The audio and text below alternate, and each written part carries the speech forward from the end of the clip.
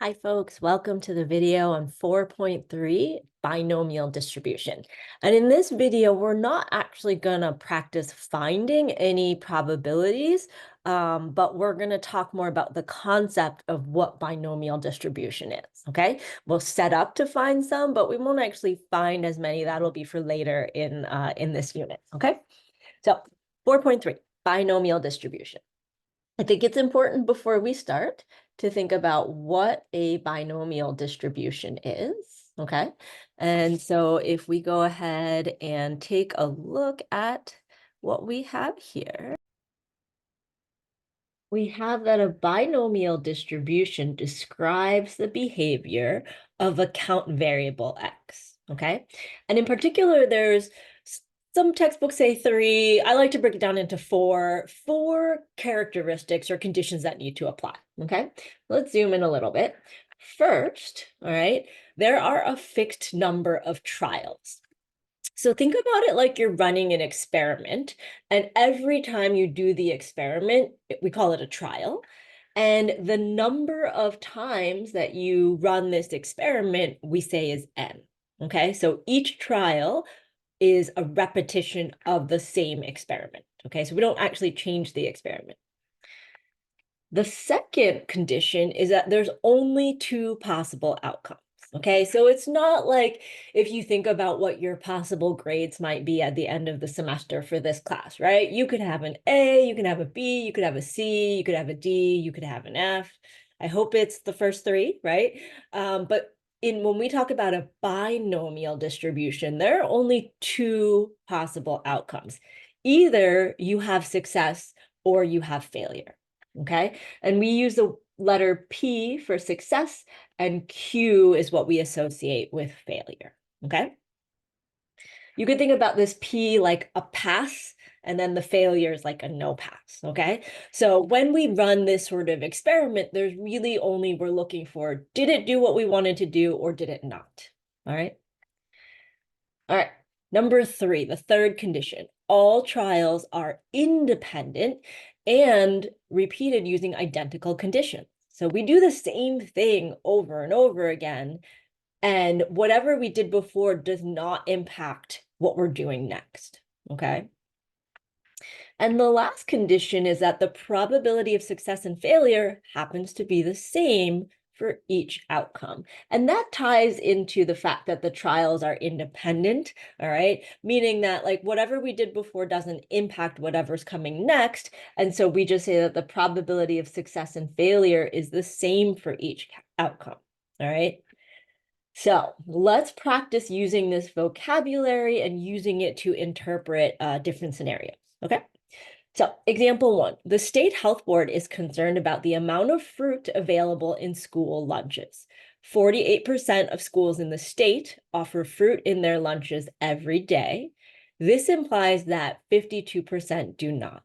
What would be considered a success in this case? Okay, so first of all, we can see that either schools offer fruit in their lunch every single day or they don't. All right. And so if we think about this right here, so we have fruit offered every day, okay? So if fruit is offered every day, all right, that's a yes, we would say that that happens 48% of the time, okay?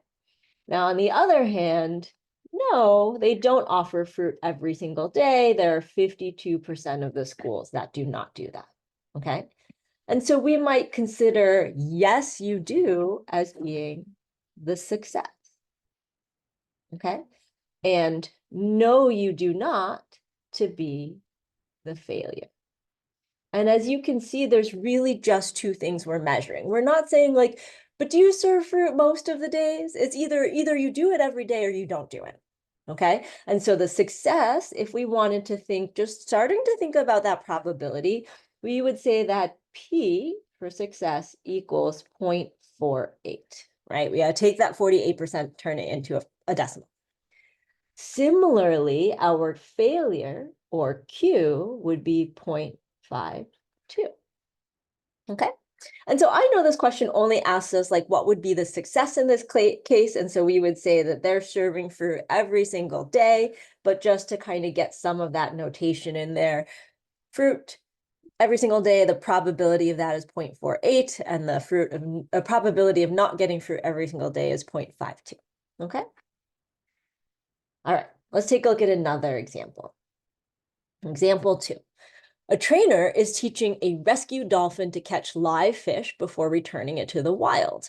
The probability that the dolphin successfully catches a fish is 35%, and the probability that a dolphin does not successfully catch the fish is 65%. So before we read the rest of this, I actually want to set up something very similar to what we did in the previous example, okay? So the thing that we're looking at is catching that fish, right? That seems to be an important life skill for a rescue dolphin because, if all they can do is just eat what gets fed to them, that might not help them very much once they return to the wild, right? So catching fish, yes, a dolphin can catch the fish. And what is that percentage? That probability is 35%. And no, they don't end up catching it, and that is 65%. All right. Now, I sure hope that changes for that dolphin before they get released back into the wild, because I think I would want them to eat a little bit more frequently. Okay. And so if we use the same coloring as before, we can say that this success is going to be 0.35, and our failure, or Q, is going to be 0.65. Okay. But now let's read the rest of the question. Out of 20 attempts, you want to find the probability that the dolphin succeeds 12 times. And so we're given a new piece of information here, this 20 attempts, okay? And what that means is that our N equals 20. Like the number of trials is 20, okay?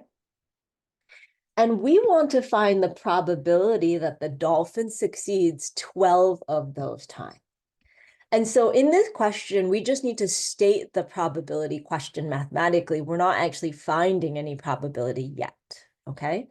So the way that we would state this question mathematically, we would say the probability that X equals 12. Like out of the 12 times that dolphin finds success, 12 of those 20 times.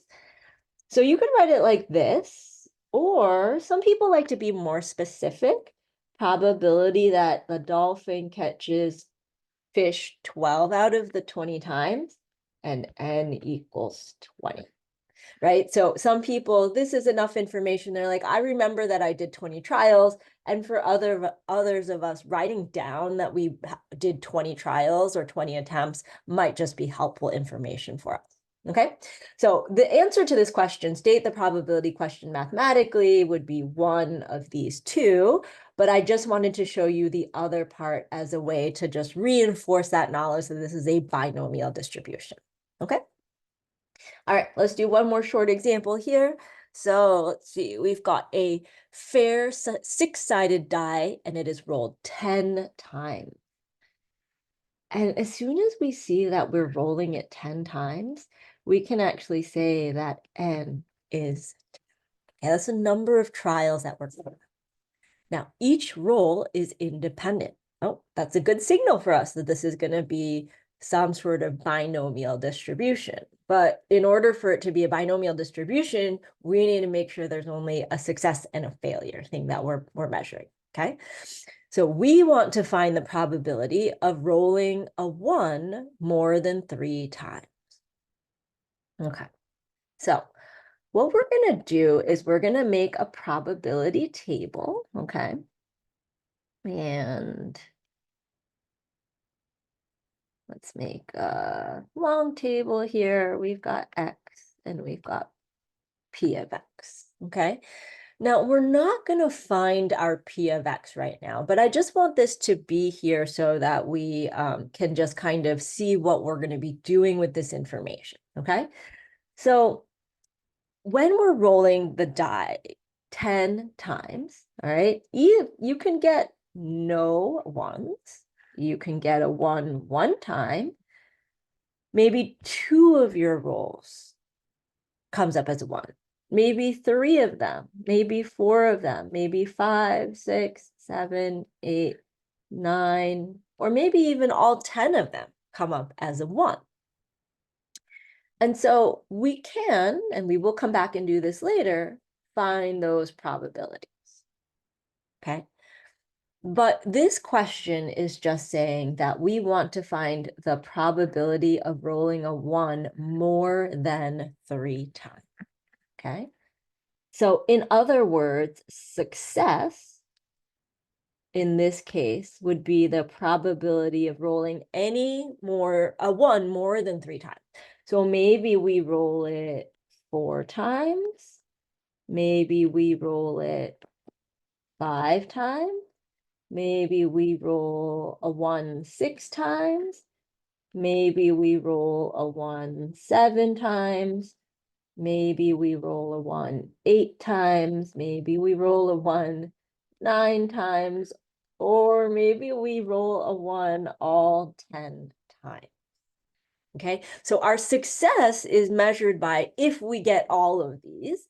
And so what we would do is we would find each of these probabilities and we would just add them all together. And that would tell us our success. Okay. Now, a shorter way of writing this, right? Because this seems to be a very, very long way. Remember, success we use as that letter, lowercase p. And we would just say that the probability of getting x is greater than or equal to 4. So all the ones after 4, 4, 5, 6, 7, 8, 9, 10. I just don't have to write them all out. And again, maybe if I like a little bit more detail, I'm going to write that n equals 10. So I know that I had 10 trials of this dice rolling. Okay. You could also just say p is, or x is greater than 3. That would mean that you don't include 3 and you just start counting from 4. And again, you could have the n as 10, but either one of these would be fine. Okay, so I hope this has been a good introduction to binomial distribution. Okay, and in the next video, we'll do a few more examples. Let me know if you have any questions.